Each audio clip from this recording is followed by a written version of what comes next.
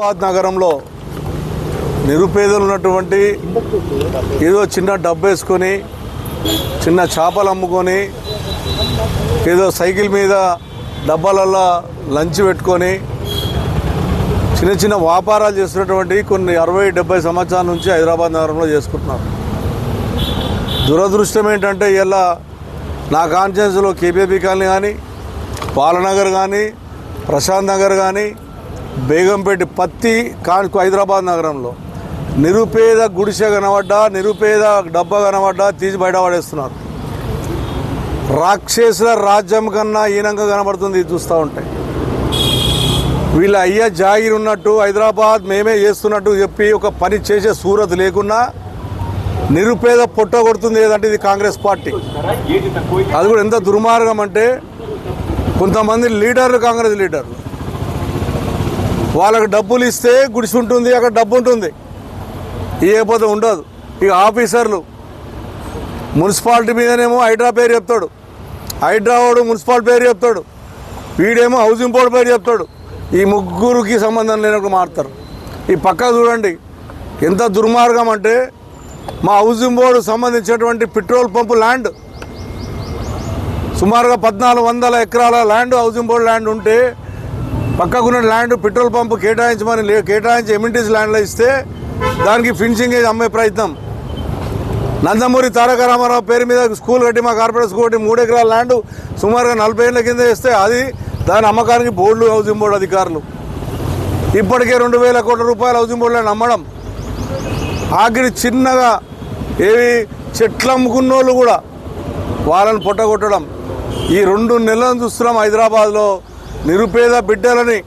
వాళ్ళకి ఒక నిరుపేద బిడ్డ ఒక డబ్బాలో ఒక పాన్ డబ్బా అయినా కానీ ఒక ఫిష్ అయినా వాళ్ళు అమ్ముకొని పొద్దున్న సాయంత్రం కష్టపడితే వాళ్ళకి వచ్చేది 1000 రూపాయలు ఆదాయం.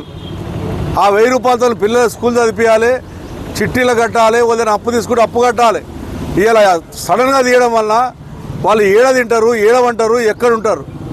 ఇగో ఇది నడుస్తుంది హైదరాబాద్లో.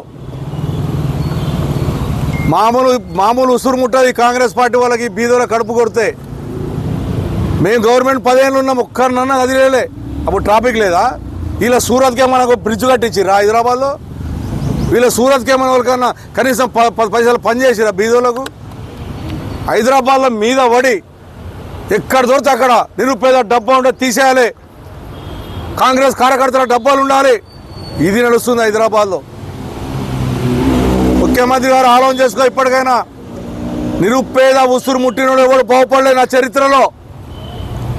కాబట్టి దయచేసి నిరుపేదల తెరువు వస్తే మేము చూపెడతాం ఏంటో. ఇక తొందరలోనే పూల బండ్లు అమ్మనిస్తలేరు, డబ్బాలు అమ్మనిస్తలేరు, ఆఖరికి చిన్న నాటుకోళ్ళు అమ్ముకున్న ఆధ్వర్యంలో అమ్ముకుని ఇస్తలేరు. ఎంత దుర్మార్గం అంటే ఎంత దుర్మార్గం.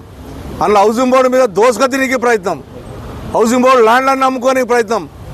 ఏదో ఒక హౌసింగ్ బోర్డు ల్యాండ్ ఒక 2 ఎకరాలు ఇచ్చి అలాట్ చేయండి. పక్కకు ఉన్నటువంటి ఏదైతే అమ్ముతున్నారో దాన్ని కూడా ఏదైతే మహిళా పార్క్ ఇస్తే ఆడ 2 ఎకరాలు అమ్ముతున్నారు.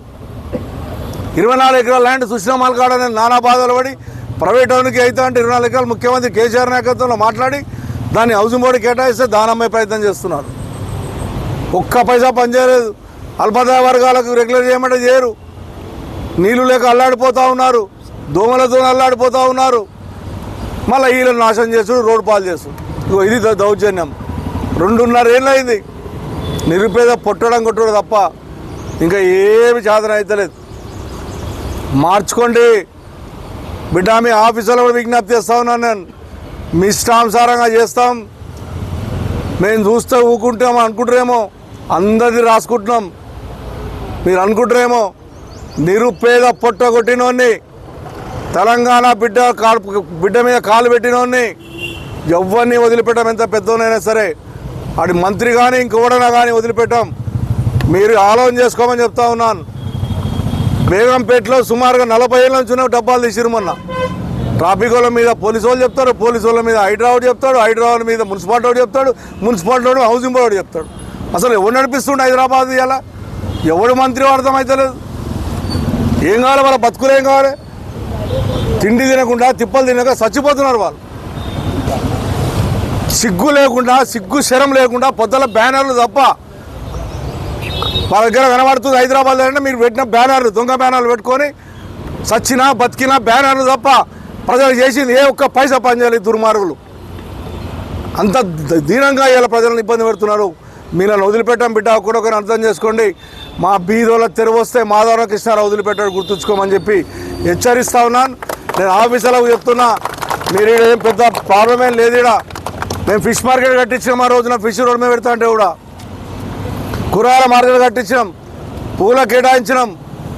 అన్నీ మీరు అమ్ముకుంటా తమాషాలు ఆడుకుంటా ఏమనంటే హౌసింగ్ బోర్డు అలాగా. హౌసింగ్ బోర్డు పాకిస్తానా? హౌసింగ్ బోర్డు ల్యాండ్ తెలంగాణ రాష్ట్రం సంబంధించిన ల్యాండ్ కాదా? మీ ఇష్టం వచ్చి అమ్మని మీ అయ్యా జాగిరా. మా 10% ల్యాండ్ హౌసింగ్ బోర్డు మా ప్రజల సొత్తు. అది ఆ 10% మా హౌసింగ్ బోర్డు వాళ్ళ సొత్తు. దానమే ప్రయత్నం చేస్తున్నాం. ఇలా ఆఖరికి నిరుపేదలు దొరికిరని నిరుపేదల మీద పడ్డావు నువ్వు. ఇలా ఇది మంచిది కాదని చెప్పి నేను హెచ్చరిస్తా ఉన్నాను ప్రభుత్వాన్ని, అధికారులు కూడా హెచ్చరిస్తా ఉన్నాను. మీరు వైఖరి మార్చుకోకపోతే జిహెచ్ఎస్ కమ్యూనిస్ట్ ఆఫీస్ ముందు నేను నిరాదీక్ష చేస్తా బిడ్డ గుర్తుంచుకోండి. నిరుపేదల తెరువు పోతే, డబ్బాల తెరువు పోతే నాది ఎట్లుండే చూపెడతా మరి ఇంకసరికి. నాకు ఏ పొద్దుల ఏది బాధ్యత వహించినా ప్రభుత్వమే బాధ్యత వహించాలని చెప్పి హెచ్చరిస్తా ఉన్నాను.